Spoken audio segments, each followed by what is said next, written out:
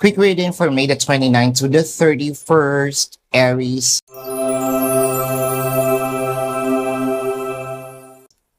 Your cards are the Knight of Pentacles, the Queen of Pentacles, and the Hierophant.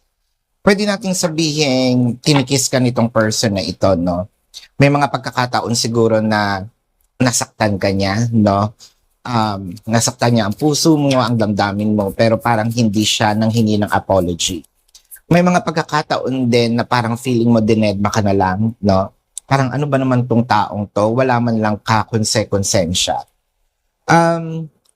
Siguro that time, pwedeng totoo ang iyong assumption. You know, ang apology naman, pwedeng minsan late, no? Pero minsan, yung tatanggap, bakit ngayon pa, no? Okay na, nag-heal na ako, yung mga ganyan. Pero yung iba naman, kahit pa paano inaantay pa rin, just to acknowledge na meron ka nagawang kasalanan sa akin, no? And I feel like ito yung mangyayari na yon.